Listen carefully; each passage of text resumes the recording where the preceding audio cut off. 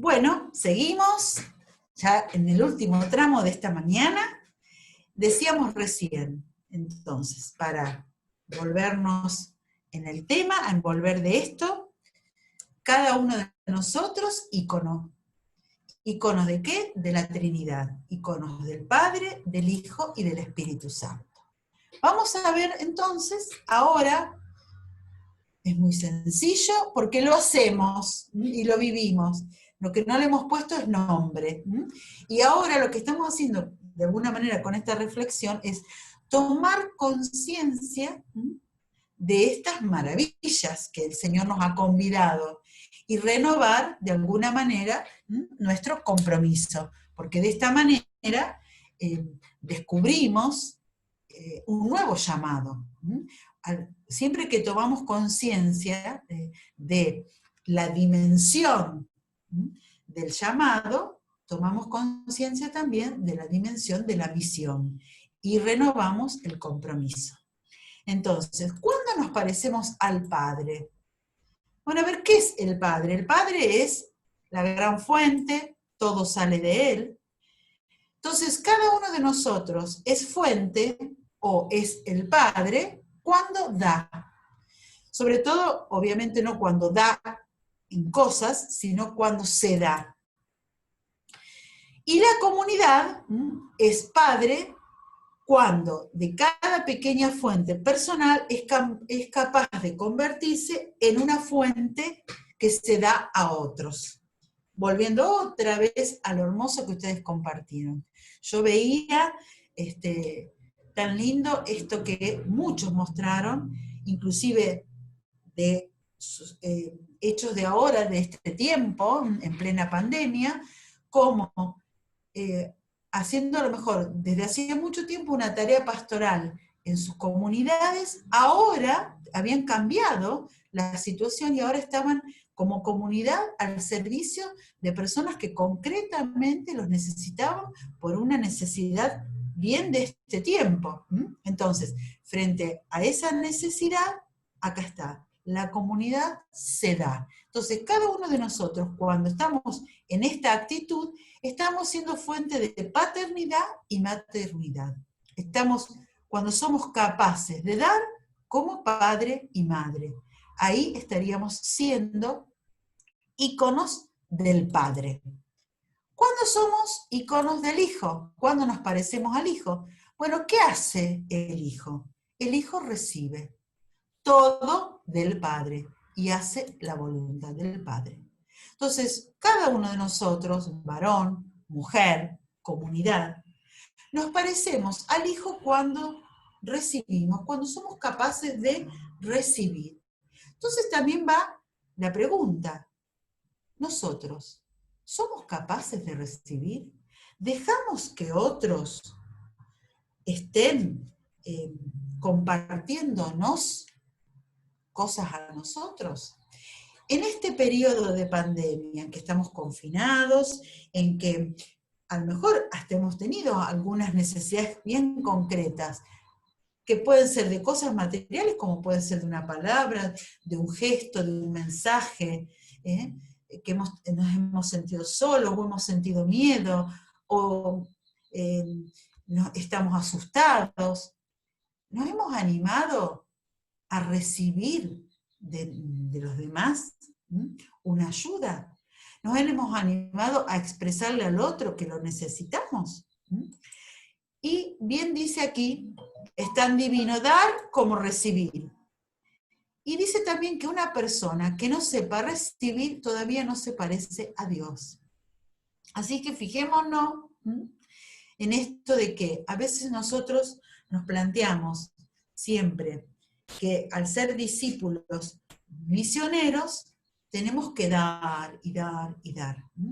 Y cuidado, porque también, si queremos ser íconos de la Trinidad, tendremos que ser capaces de recibir la palabra del hermano, la ayuda, recibir la mirada, el gesto oportuno, recibir la corrección, recibir sus ideas, por ejemplo, a la hora de querer organizar algo, de querer planificar algo, las opiniones que valen. ¿Cuáles? ¿Todas? ¿Somos capaces de recibir la riqueza de carismas, la diversidad de carismas que podemos tener en nuestro grupo? ¿Somos capaces de recibir las dudas, los miedos? Porque también en esto de recibir está el abrirnos a recibir lo que el Señor nos quiera compartir, como su voluntad, como su decir, a través de los hermanos. Entonces, decimos aquí que la Iglesia anuncia no solo cuando habla, sino también cuando calla, cuando acoge, cuando el silencio se abre a los otros que quieren dar. A veces, ¿cuántas pastorales? No digo que fracasan, pero no tienen todos los frutos que esperamos porque estamos nosotros en el medio y no el Señor. Y tal vez es porque nos hemos puesto demasiado en el rol de querer ser el centro, no con mala voluntad, sino con esto de que tenemos que dar, tenemos que brindar, se tiene que hacer de esta manera. Y no hemos dejado que el Señor, de alguna manera, nos vaya diciendo, y no hemos sido capaces a lo mejor de recibir su decir, de recibir su mirada, de recibir su corrección a través de los hermanos. Entonces, qué importante es esto que planteamos acá. El saber hacer el silencio suficiente para que en lo individual, en lo personal o en lo comunitario podamos encontrar el decir de Dios. Y podamos así también, como el Hijo, hacer la voluntad del Padre. También nos parecemos al Espíritu Santo. ¿Cuándo nos parecemos al Espíritu Santo? ¿Qué hace el Espíritu Santo? El Espíritu Santo es el que crea el clima, la atmósfera, que nunca es el centro, que nunca es el protagonista. Una persona crea las condiciones para que se puedan dar los grandes amores. Predispone todo para que otros se amen. Y esto que decíamos recién, fíjense cómo esto es consecuencia de lo que veníamos hablando recién. Cuando en comunidad, por ejemplo, vamos descubriendo los carismas de cada uno, los talentos de cada uno, los aportes, el potencial de cada uno. Y en oración, por ejemplo, en comunidad, hemos descubierto eso, lo hemos recibido del Señor, y ahora lo queremos poner al servicio de los demás. Qué importante saber generar el clima para que, dice acá, otros se amen. Es decir, para que haciendo entre nosotros estos vínculos sanos, estos vínculos fuertes, estos vínculos sinceros, transparentes, podamos permitir que entre todos y otros se amen. ¿Qué significa esto que vivían tanto los discípulos, las primeras comunidades, ¿no? Y que lo leemos en los Hechos de los Apóstoles? Miren cómo se aman. El rasgo distintivo de la comunidad, que significa que eran personas de espíritu. Cuando tenemos la capacidad de no estar en el centro, sino en el medio, posibilitando que otros se encuentren y se amen, que otros puedan entrar en comunión profunda y sincera. Cuando en la comunidad y como comunidad favorecemos que los demás se encuentren con Jesús, favorecemos que los demás crezcan en esta capacidad de amor generosa. Una comunidad, cuando es capaz de ponerse al servicio de otros amores, para que desapareciendo ella, crea esa atmósfera particular donde la gente se siente impulsada a amar. Esto que decíamos recién, miren cómo se aman. Y el amor que ellos se tenían hacía que los demás se acerquen y quieran contagiarse de lo mismo. Entonces, fíjense esto que empezamos hablando, ¿no? Resonancia del símbolo.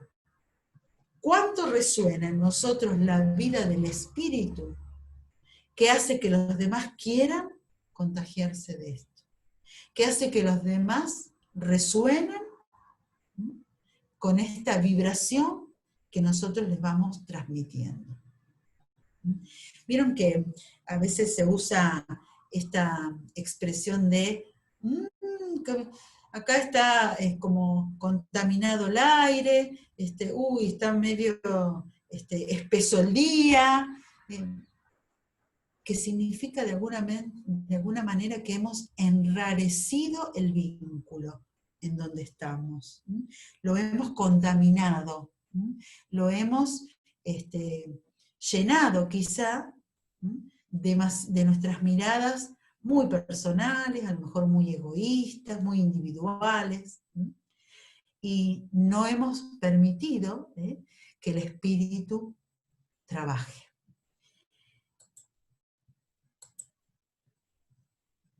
La pedagogía de Dios, decíamos desde un principio, se ha manifestado de una manera rarísima. Y ahora vamos a ver por qué. Cuando decimos rarísima, decimos de una manera sorprendente, de una manera insólita. ¿Y por qué decimos esto? Primero lo decimos porque para expresar lo que es, se hace lo que no es. Dios elige hacerse prójimo, elige hacerse hermano, elige hacerse compañero de camino. ¿De qué manera? Viviendo todas las experiencias humanas menos el pecado. Dijimos cuando mirábamos los cuatro íconos, es la realidad divina impregnada en la realidad humana de Jesús.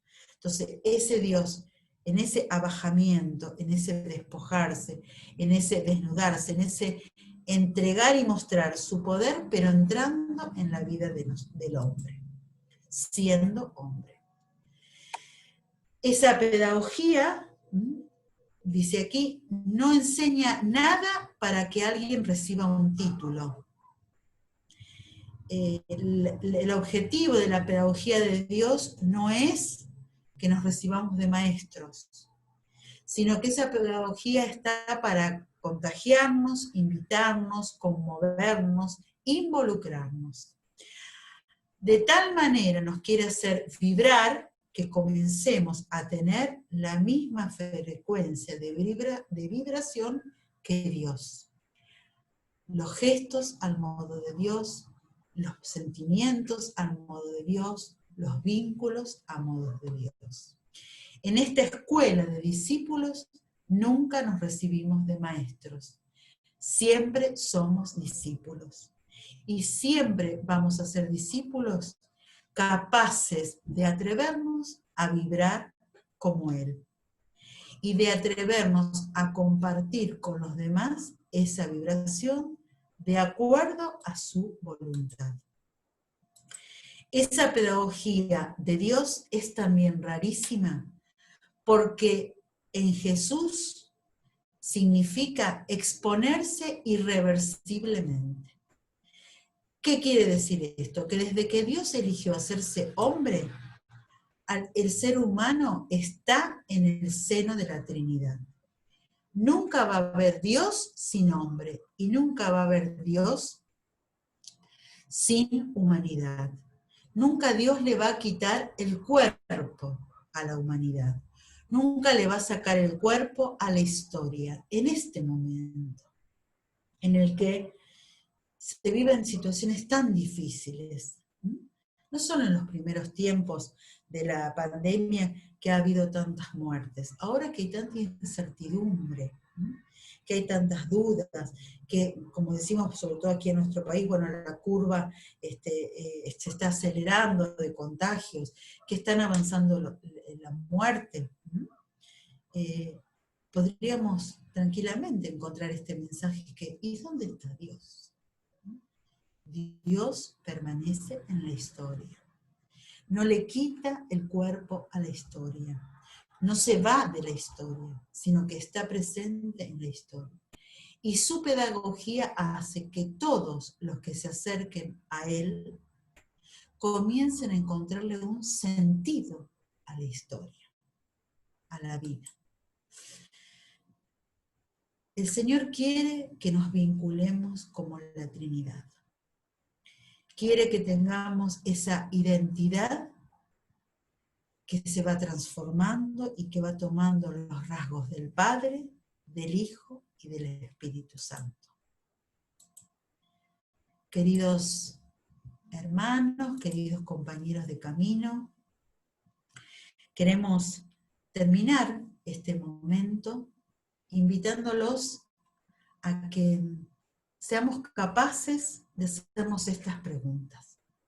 Nosotros, yo personalmente y nosotros en nuestra experiencia comunitaria, ¿vivimos la experiencia trinitaria? ¿Vivimos estos rasgos de Padre, estos rasgos de Hijo y estos rasgos de Espíritu Santo? ¿Cómo vibramos? ¿Cómo hacemos vibrar? En esa vibración, ¿vibran nuestras características personales o vibra el ser de Dios? Quien nos ve se encuentra con los rasgos del Señor. Quien comparte con nosotros la vida encuentra que somos un camino que allana el encuentro con el Señor. Ustedes habrán visto que nosotros en la escuela de discipulado siempre tenemos un tiempo de adoración, que justamente en el módulo 1 y 2 ha sido lo único que hemos tenido en vivo, y en el módulo 2 hemos tenido también la misa en vivo. Bueno, en este módulo 3 tendremos también la misa y la adoración eucarística. ¿Por qué les parece que lo hacemos? Porque esos momentos son los momentos que, como diría Jesús, elegimos la mejor parte, elegimos lo que es necesario. Estar junto al Maestro.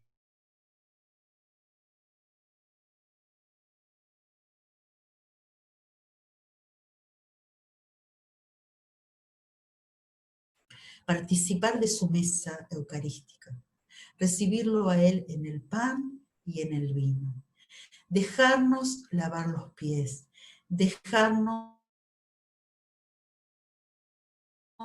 abrazar, dejarnos impregnar por su ser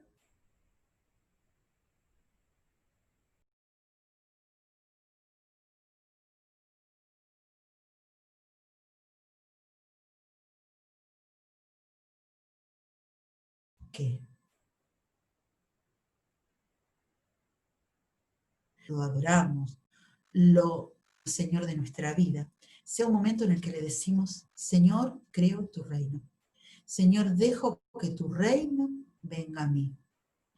Y ayúdame a que este reino lo pueda convidar, lo pueda contagiar, haciendo vibrar a otros. Queridos hermanos, queridos compañeros de camino, gracias por este tiempo. Ojalá podamos disfrutar con otros de todo esto que no es más que lo que alguna vez alguien nos compartió a nosotros y ahora lo convidamos en este espacio. Esta riqueza de ser compañeros de camino nos hace que unos y otros nos vayamos convidando las riquezas y que dejemos siempre, siempre que el Señor siga obrando maravillas. Nos vemos dentro de un rato, por la tarde, con los demás videos. Muchísimas gracias.